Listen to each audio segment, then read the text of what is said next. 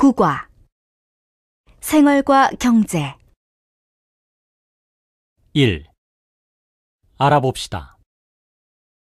1번. 다음 대화를 잘 듣고 맞으면 O, 틀리면 X 하십시오.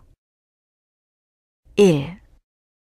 전 세계 경기가 불황인 마당에 우리나라라고 경기가 좋을 리가 있겠어요? 그러게요. 우리나라가 불황을 극복할 수 있는 길은 수출 경쟁력을 늘리는 것뿐이에요. 2. 주가가 상한가를 치더니 이제는 떨어질락 말락 하네요. 그럼 주가가 떨어지기 전에 팔아야 하는 거 아니에요? 글쎄요. 조금 더 기다려 봐야겠어요. 주가가 올라갈 수도 있으니까요. 3. 높은 수익률을 내려면 성장 가능성이 있는 중소기업의 주식을 사는 게 좋을까요? 글쎄요. 요즘 같은 때에는 안정성을 보장받지 못한 주식을 사느니 차라리 비싸도 비교적 안정적인 우량주를 사는 게 나아요.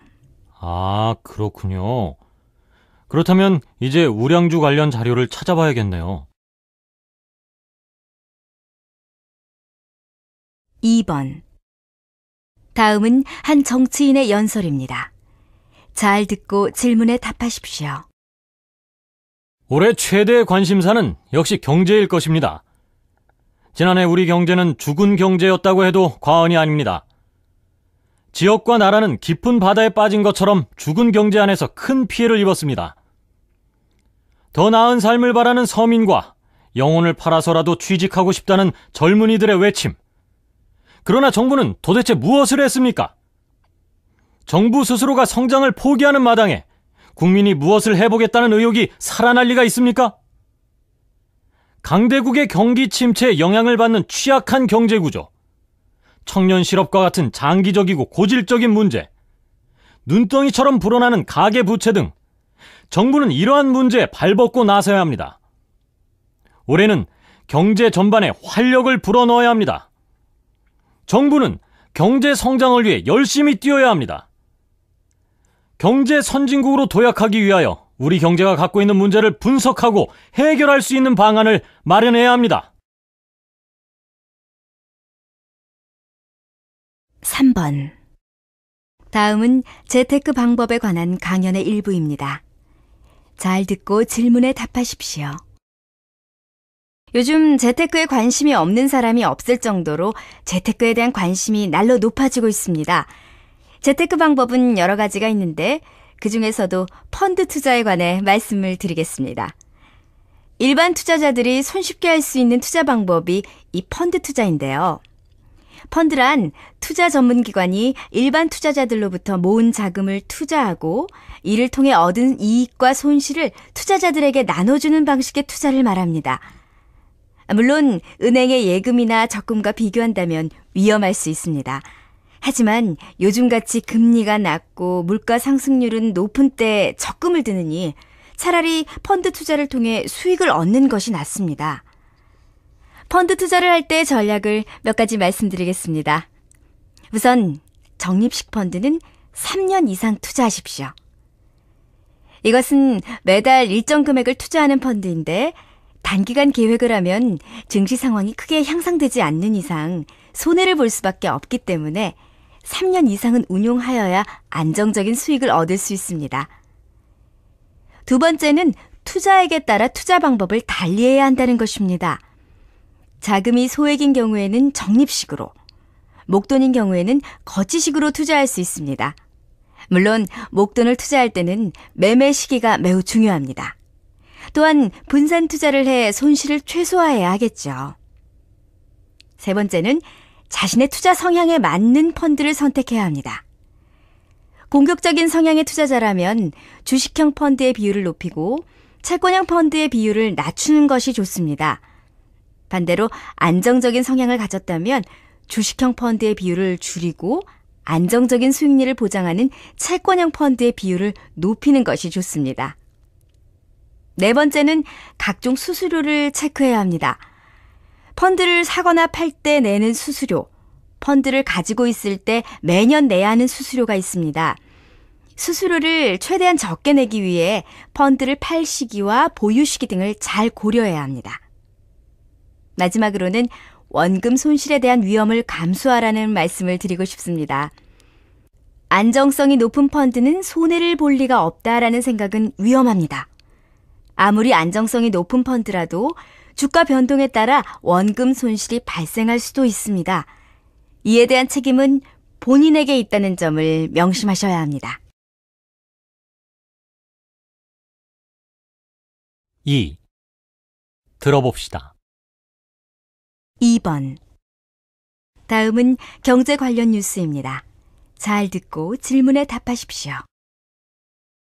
올 들어 소비자 물가가 목표치를 넘어 점차 상승하는 가운데 올해 물가 상승률 전망치는 높아진 반면 경제 성장률 전망치는 줄줄이 하락하고 있습니다.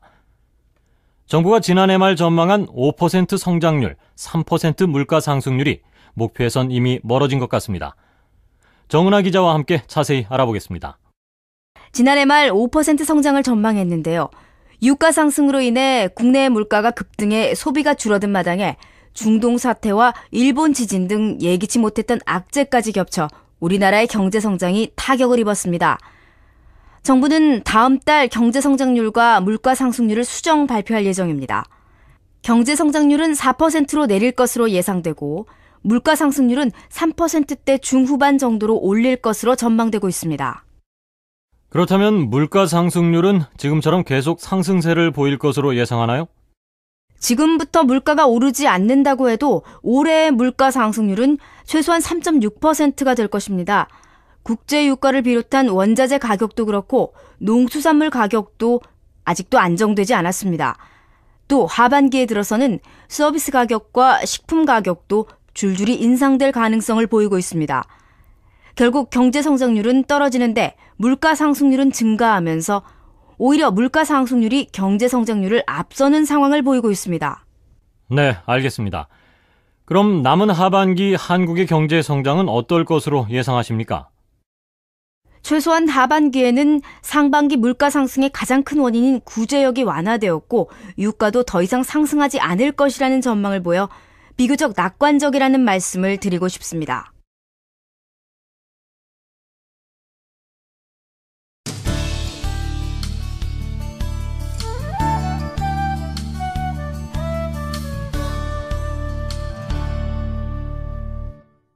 십과 한국의 역사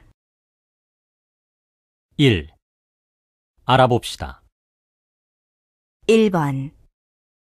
다음 대화를 잘 듣고 맞으면 O, 틀리면 X 하십시오. 1. 역사에 대한 논문을 준비 중이라고 하셨죠? 준비는 잘 돼가고 있어요? 잘 되기는요. 자료 수집하랴, 모은 자료 목자별로 분류하랴. 하루가 25시간이라고 해도 시간이 모자라요. 2. 박수철 후보 소식 들었어? 결국에는 여론 악화로 말미암아 대통령 후보직에서 사퇴하게 됐다면서?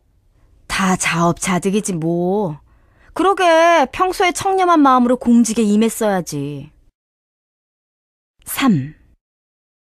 가끔씩 뉴스에서 나오는 이야기를 들어보면 외국에 살고 있는 사람들이 자국의 보호를 제대로 받고 있지 못하고 있다는 생각이 들어요.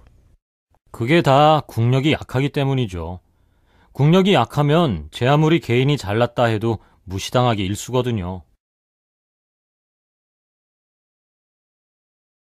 2번. 다음을 잘 듣고 질문에 답하십시오.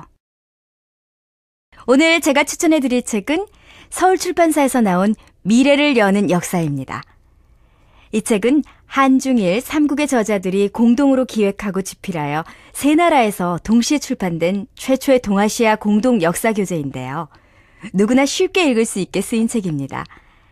이 책은 19세기 중엽 이후 침략과 전쟁으로 얼룩졌던 과거의 역사를 깊이 반성하고 평화와 인권, 민주주의가 보장되는 동아시아의 미래를 지향하는 내용을 담고 있습니다.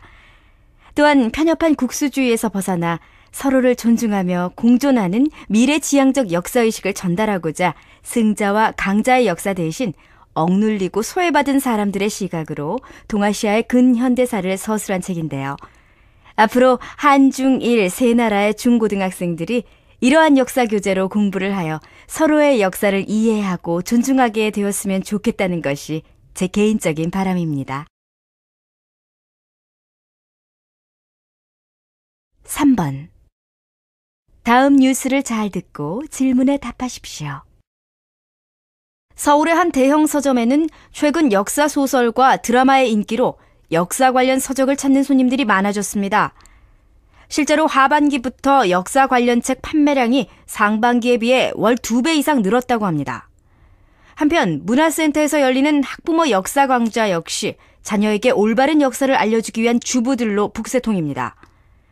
역사 관련 서적의 판매가 늘고 역사 강좌가 인기를 끄는 것은 무엇보다 나부터 우리 역사에 대해 바로 알자는 인식이 높아졌음을 보여주고 있습니다.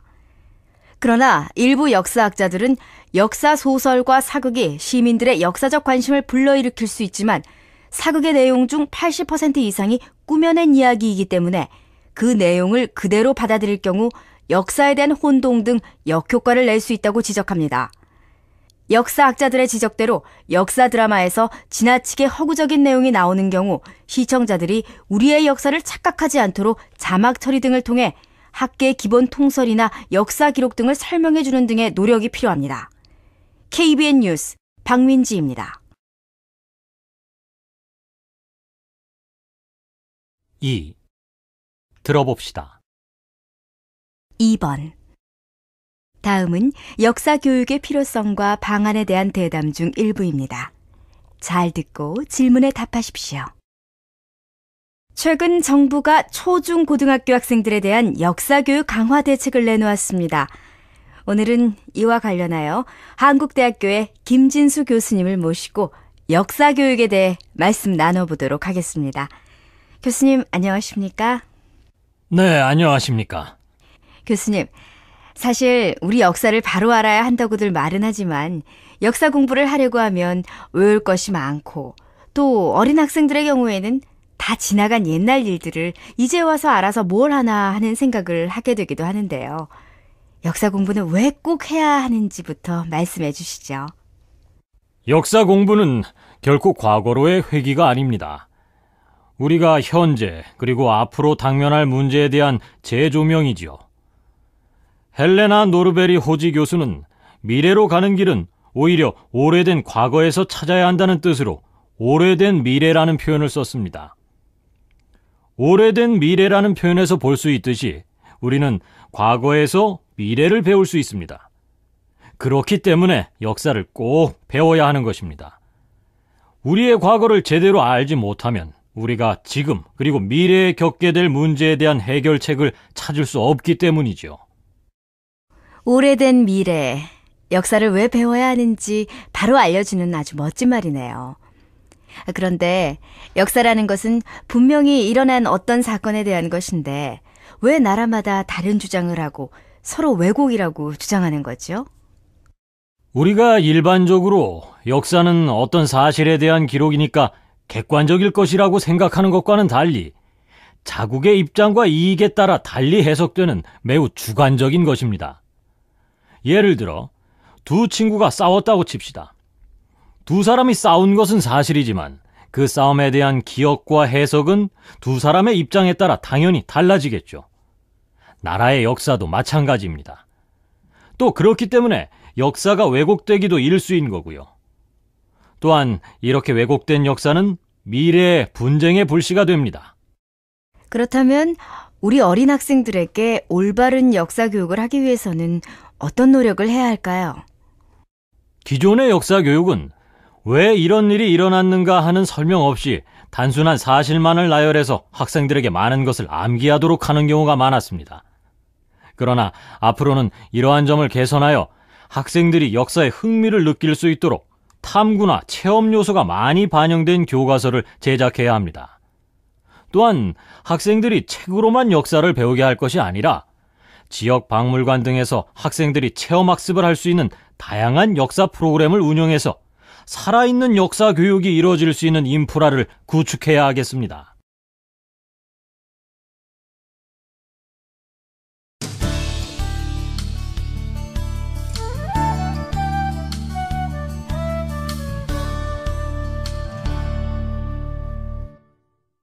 11과 현대의 의학 1. 알아봅시다.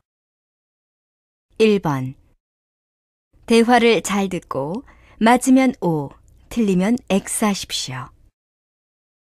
1. 봉사활동에 대한 관심이 높아져서 그런지 의료계에서도 국내외 의료봉사활동을 많이 하는 것 같아. 맞아. 병원 안에서만 환자를 진료한들 무슨 발전이 있겠어. 우리 사회에서 소외된 이웃이나 어려운 상황에 처한 해외 환자들을 돌보는 것 또한 의료인의 의무잖아. 2. 요즘은 인공수정을 하는 부부들이 많은가 봐. 정부에서도 인공수정 비용을 지원해 준다고 할 정도니까 말이야. 맞아.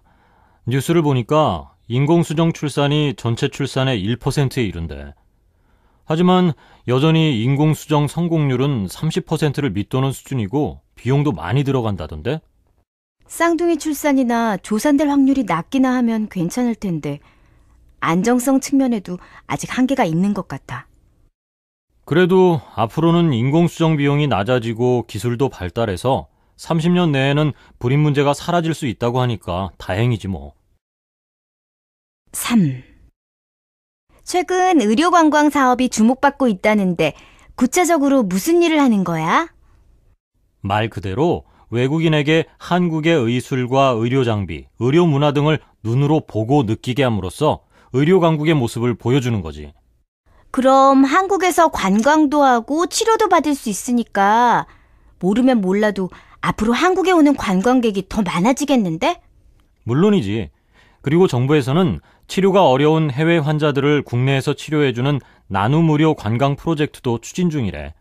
와, 그럼 앞으로는 의료 관광이 경제 발전에 큰 역할을 하겠네? 정말 기대된다. 2번. 다음은 뉴스의 일부입니다. 잘 듣고 질문에 답하십시오. 국내 병원을 찾는 외국인들이 크게 늘어서 올해는 10만 명에 이를 전망입니다. 의료 관광에 대한 인지도가 좀 더 높아진다면 의료계에도 한류 바람이 불 것으로 기대되는데요. 박수빈 기자가 취재했습니다. 요즘 주요 병원마다 외국인들을 어렵지 않게 볼 수 있습니다. 지난 2009년 해외 환자 유치가 합법화된 뒤 상당수 병원들이 외국인 유치에 나서면서 생긴 풍경입니다. 그렇다면 외국인 환자가 얼마나 증가했길래 그럴까요? 지난 2007년에는 16,000여 명에 불과했던 외국인 환자가 지난해 8만 명으로 크게 늘었고 올해엔 10만 명에 이를 전망입니다. 저희 병원에는 작년에만 외국인 환자분들이 한 달에 보통 100여 명 정도 왔었는데 올해는 작년보다 20% 정도 증가했고요. 상담하러 오는 분까지 합하면 그 2배 정도 됩니다. 올해 의료관광 수익은 최소 1,000억 원대에 이를 전망입니다. 특히 해외 환자에 대한 순수 의료 서비스로 얻는 수익보다 환자와 보호자들이 국내에 체류하면서 얻는 수익이 더 크다는 점에서 의료관광이 주목을 받고 있습니다. 그러나 아무리 의료 한류가 시작되었다고 해도 의료 전문 통역사 확보와 같은 기본적인 과제를 해결해 나가지 않는다면 계속적인 의료계의 한류 바람은 기대하기가 어려울 것입니다. 인프라를 더 구축하고 높은 의료 수준 등 우리의 강점을 세계에 잘 알릴 때 의료 관광은 신성장 동력으로 자리 잡을 수 있을 것으로 보입니다. MBS 뉴스 박수빈입니다. 3번. 다음은 한 시사 프로그램의 내용입니다. 잘 듣고 질문에 답하십시오. 오늘날 우리 주변에서는 각종 질병이나 사고로 장애가 생긴 분들이 재활치료를 받는 것을 볼 수 있는데요. 이 시간에는 한국대학교 재활의학과 조민재 교수님과 함께 재활의학에 대한 이야기를 나눠보도록 하겠습니다. 교수님, 재활의학이 무엇인지 설명을 좀 부탁드리겠습니다. 재활의학이란 장애가 있는 분들의 신체적, 정신적, 사회적 능력과 잠재적 능력을 발달시켜 가능한 한 정상에 가까운 또는 남에게 도움을 받지 않는 생활을 할 수 있게 해주는 의학의 한 분야라고 할 수 있습니다. 좀 더 간략히 말하면 장애가 생긴 사람이 정상에 가까운 생활을 할 수 있게 하는 의학이 되겠군요. 그렇다면 재활의학은 장애를 가진 사람을 사회로 복귀시키는 데 목적이 있는 건가요? 물론 그렇다고 할 수 있습니다. 좀 더 구체적으로 말씀드리면 환자의 통증을 없애주고 신체적 기능을 향상시키거나 유지해주며 일상생활에 필요한 기본적인 동작을 가장 효과적으로 해나갈 수 있는 방법을 훈련시키는데 그 목적이 있죠. 재활의학은 과거부터 존재해왔지만 최근 더욱 크게 발전하고 있는데요. 재활의학이 우리 사회에 미치는 영향이 어떻길래 이처럼 관심을 받는 걸까요? 재활의학 분야는 20세기 후반부터 급속히 확장되었는데요. 그 이유는 항생제를 비롯한 현대의학의 발달로 많은 환자를 살릴 수 있게 되었고 또 평균 수명이 늘어났기 때문입니다. 특히 최근에는 심한 운동기능 장애 환자의 재활에 과학기술이 사용되고 있어 큰 이변이 있다면 몰라도 앞으로 그 영역은 더 넓어질 것으로 예상됩니다. 아무 문제 없이 건강하던 사람이 갑자기 허리나 어깨의 통증으로 인해 일상생활을 수행하는 데 어려움이 생길 때에도 재활의학이 필요한 만큼 이 분야는 우리 생활과 매우 밀접하다고 볼 수 있겠죠. 그렇습니다. 재활의학은 장애인, 비장애인을 떠나 우리 모두의 삶의 질과 관련된 의학으로서 웰빙을 위한 의학의 한 분야라고 할 수 있습니다. 재활의학이 바로 사람들의 삶의 질을 향상시키기 위한 웰빙 의학이라는 말씀이군요. 좋은 말씀 감사드립니다. 2. 들어봅시다. 2번. 다음은 건강을 유지하는 질병 예방 방법에 대한 소개입니다. 잘 듣고 질문에 답하십시오. 100세 장수 시대. 여러분은 실감 나십니까? 질병이 없는 상태에서의 기대 수명인 건강 수명은 현재 70세 수준인데요. 건강 수명이 길수록 노인 의료비 지출은 감소되어 국가 재정 부담이 줄기 때문에 건강 수명의 연장은 고령화 사회에 대한 근본 대책이 될 수 있다고 합니다. 그렇다면 인간이 장수하는데 선천적 체질이 더 중요할까요? 환경에 잘 적응하며 건강을 관리하는 것이 더 중요할까요? 흔히들 말하는 무병장수를 위해서는 부모님께서 물려주신 건강한 체질도 중요하지만 어려서부터의 건강한 습관과 행동이 훨씬 중요하다고 합니다. 즉, 자신의 노력에 따라 체질적 요인을 훨씬 뛰어넘는 건강을 유지할 수 있다는 것이죠. 그 한 가지 방법이 3단계 질병 예방법입니다. 우선 질병의 1차 예방은 흡연, 음주 등의 나쁜 습관을 없애고 규칙적인 운동과 균형 잡힌 식이 습관을 유지하는 것입니다. 이것만 잘해도 암 발생의 70%는 예방할 수 있지만 사실 머리로만 생각하고 실천하지 않으면 무슨 소용이 있을까요? 2차 예방은 질병의 조기 발견입니다. 우리나라는 질병의 조기 발견을 위한 국가 단위 사업이 전 세계적으로 가장 활발한 나라인 만큼 머지않은 미래에 본인과 가족의 질병을 고려한 맞춤 예방 모델도 도입될 예정이라고 하는데요. 정말 기대됩니다. 질병 예방의 마지막 단계는 조기 치료와 재발 예방 단계입니다. 예를 들면 수술 후에도 꾸준한 저칼로리 식이 및 운동으로 병의 재발을 감소시킨다는 것이죠. 이러한 3단계 질병 예방법을 잘 숙지하고 실천한다면 건강한 미래를 설계할 수 있을 텐데요. 건강할 때 건강을 지키는 것이 가장 기본적이면서도 효과적인 방법임을 다시 한번 깊이 인식하는 것이 무엇보다 중요할 것으로 보입니다.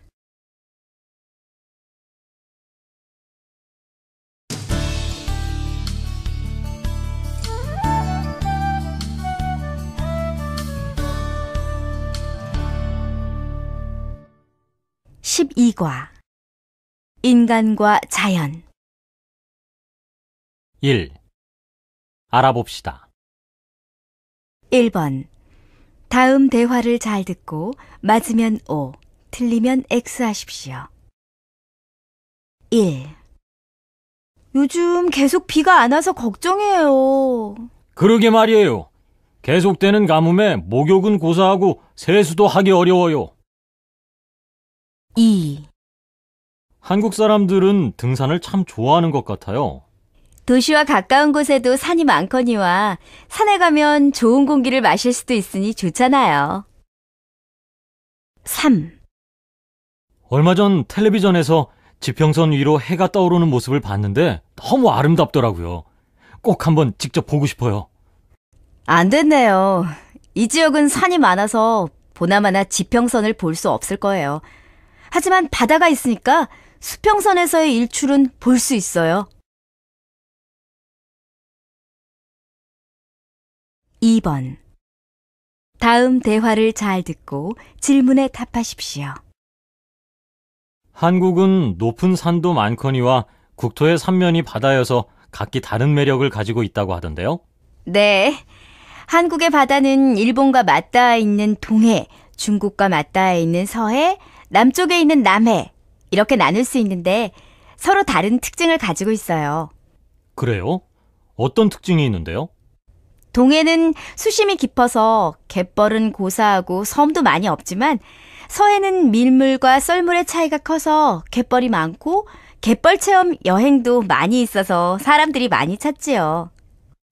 그럼 남해는 어때요? 드러나마나 남쪽에 있으니까 가장 따뜻하겠죠? 네, 섬도 많고 따뜻해서 한국 최고의 휴양지들이 몰려있는 곳이에요. 조수 간만에 차는 동해와 서해 중간 정도라서 배를 타고 경치를 즐기기도 좋아요.